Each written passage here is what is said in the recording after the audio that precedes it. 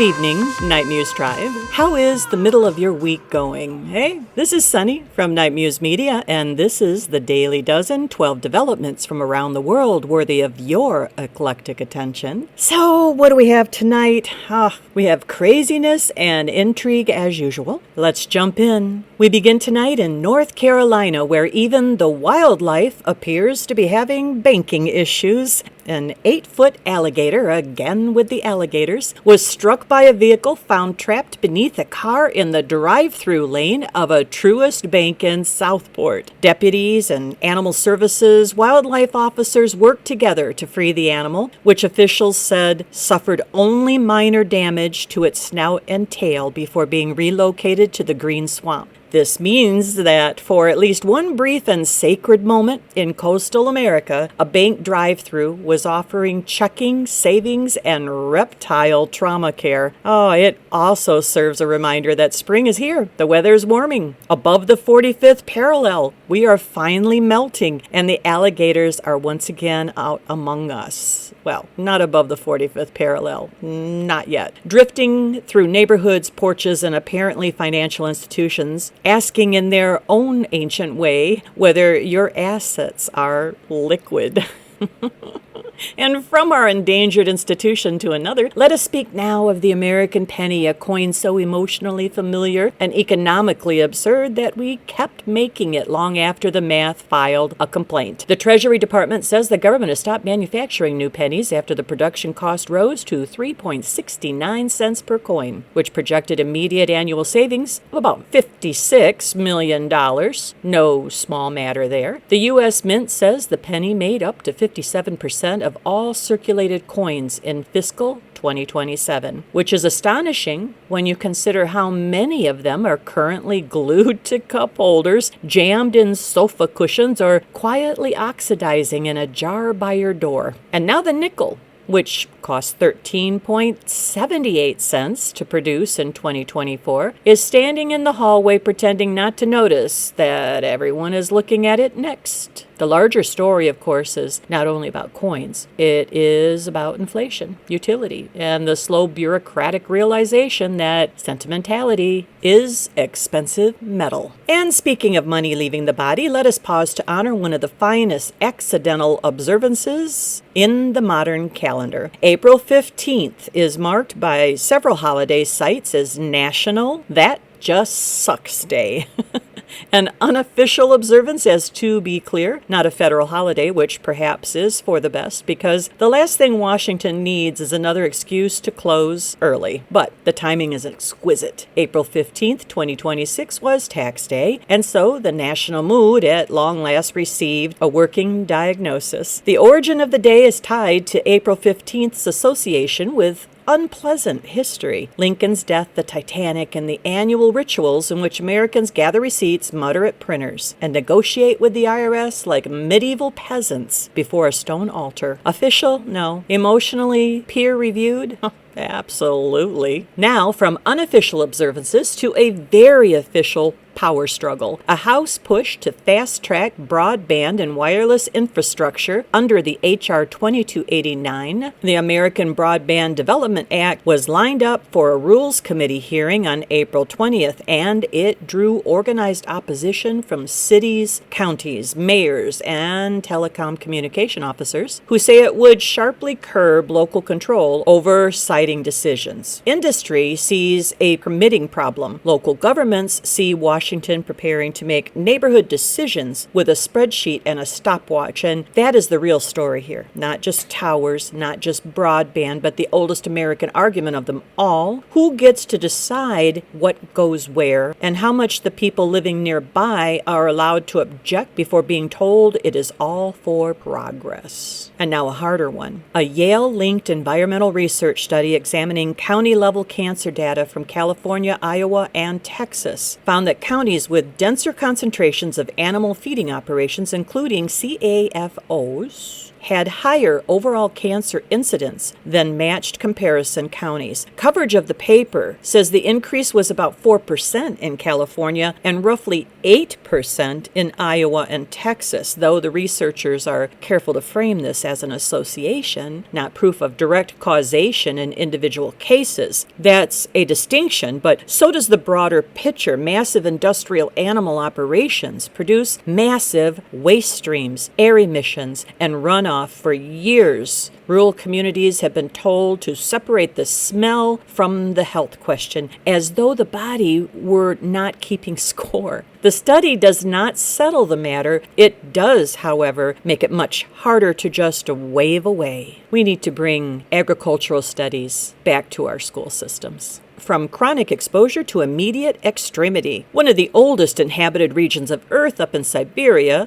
well, doctors say they revived a man after he fell asleep on a bench in negative 20 degrees Celsius weather and was found with no pulse, no blood pressure, no detectable electrical activity in the heart. Local reporting described him as being in a state of clinical death for roughly 5 to 5.5 hours before prolonged rewarming and resuscitation brought him back. I would avoid the tabloid phrase back from the dead because the truth is stranger and more medically precise than that. Severe hypothermia can do something almost supernatural looking. It can slow the body so far down that death seems to arrive and then fails to finish off the job. Cold, in this case, became both the threat and the unlikely accomplice to his survival. There's poetry sort of in that, though I do not recommend trying it yourself. And now to prehistory, because every good late night program eventually asks what our extinct cousins were doing with their children. A new current biology paper on the infant fossil Amud 7 suggests that Neanderthal babies may have grown faster and been physically larger at the same dental age than modern human infants. The remains found in Amud cave in Israel and dated to roughly 51,000 to 56,000 years ago shows signs of unusually rapid early body and brain growth. This does not mean that Neanderthal toddlers were out there assembling furniture, but it does suggest that our closest extinct relatives followed a distinct development path very, very early in life. The old version of human evolution was a ladder. The truer version is closer to a family mild argument. Similar people, similar needs, but some branches clearly decided to bulk up sooner. We've reached the point in the evening where marketing begins to look like paranormal activity. A growing number of brands are leaning into what even the trade press calls unhinged marketing. The deliberate use of chaotic, surreal, or mock-threatening online personas to stop people from scrolling past. Duolingo has spent years turning its owl mascot into a vaguely menacing stalker with excellent engagement metrics. And even Nutter Butter has embraced a fever dream aesthetic so strange it now requires explanation articles of its own. And Liquid Death, the company that sells canned water as though it was founded by a roadie during a blackout. It continues to prove that a beverage can become a lifestyle cult if you package hydration like a dare. The point, of course, is not simply that brands are weird now. It's that polished corporate safe messaging has lost the war for attention, and so companies are increasingly trying to become characters instead of advertisers. Somewhere Don Draper's looking down on this or up with a cigarette frozen halfway in his mouth. Let us leave corporations and return to one of the nobler species, the scientifically opinionated 10-year-old. A 10-year-old girl's handwritten plea to make Pluto a planet again went viral this month and drew a direct public reply from NASA themselves, Administrator Gerald Isaacman, who told her, "We are looking into this." Now, to be technically correct, and there is no point discussing Pluto without someone being technically correct, NASA does not control Pluto's official status. That belongs to the International Astronomical Union, which demoted the little ice world back in 2006. It was all very sad, thereby ruining Thanksgiving arguments for an entire generation. Still, the deeper point survives. Curiosity still gets noticed. A child wrote to the heavens with a pencil and conviction, and the heavens, or at least one administrator, wrote back.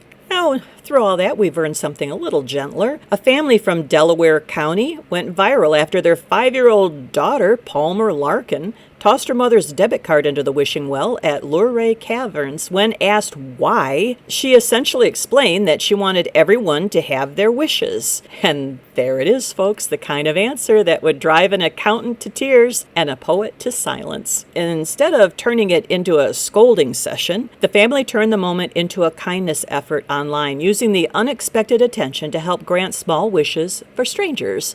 And that's a rare pivot in modern life, from inconvenience to generosity, without stopping first at resentment. In a civilization powered largely by outrage, that qualifies as a small miracle. Now, before we close tonight, I want to share one piece of news that means a great deal to us here at Nite Muse Media. We are proud to say that MUFON HQ is now collaborating with us to post videos on their site. And for this channel, that is not a small thing. For those who have followed our work, you know this has never just been about filling airtime. It's always been about taking the subjects seriously. The people in it and the stories, the witnesses, the investigators, the questions that refuse to go away, and the long, strange record of aerial phenomena that sits somewhere between history, testimony, and mystery. So to have our work welcomed into the space means something. It also feels especially right because of the kind of work we care about preserving and presenting. Through the years, David Twitchell has conducted interviews of importance with his We Are Not Alone radio broadcast, conversations with voices that help shape the modern discussion about UFO and UAP investigations, experiencer testimony, and the deeper questions surrounding this phenomena. Names like Travis Walton, Dr. Edgar Mitchell, Rob Spearing, Dan Wright, many others whose stories and research remain important to anyone trying to understand the bigger picture. These are not just names from old files or forgotten broadcasts. These are people who helped define the conversations themselves. Their experiences, their questions, their willingness to speak became part of the living record of this mystery. So, this collaboration is exciting, not just because it gives us, Nite Muse Media, a broader visibility. It is exciting because it gives this work another home, a place where serious interest already exists, and where these interviews, these voices, and these investigations can continue reaching the people who care about them the most. And for a channel like ours, that is huge. So, MUFON HQ, thank you for the opportunity, thank you for the trust, and thank you for allowing us the space to share this work. We do not take that lightly, and we will not let you down. And for our closer tonight, something older than this week's headlines, but worth ending on. Back in July of 2017, off the coast of Sri Lanka, naval crews spotted an elephant struggling in the sea near Kokole, about 8 nautical miles offshore. Now, reports at that time said the animal had likely been swept out by currents while trying to cross a lagoon, something elephants in that area are known to do. What followed was not a quick rescue, but a 12-hour operation. It involved divers, ropes, patrol craft, and plain human refusal to let a life disappear if there was still something left to try. They brought the exhausted animal back toward shore and eventually back to land. That is a verified story. It does not need embellishment. It doesn't need invented wounds, invented goodbyes, and extra flourishments. The truth is already more than enough. A group of men saw suffering, turned around, and stayed with it until it was no longer alone. And maybe that is the quiet truth beneath the whole story. We are told on earth as it is in heaven, and I'm not going to get biblical on you. Whether you take that spiritually, symbolically, or somewhere in between, the pattern's familiar. There are forces that lift and forces that destroy. There are those who protect and those who pray. Those who answer pain with compassion and those who answer it with a voracious appetite. And here on earth, among human beings, the same mirror appears. Same species, different spirit. Some move through the world leaving harm behind them, and some move through it trying, however imperfectly, to leave mercy, rescue, and goodness in their wake. Those sailors were angels, if only for a day. And maybe that leaves the rest of us with the only question that really matters. Which are you? That's tonight's Daily Dozen. Until next time, keep watching the skies, keep questioning the obvious, and keep a little room in your mind for the strange things that turn out to be true. Follow the signals, question the noise, and I'll see you again on the night side.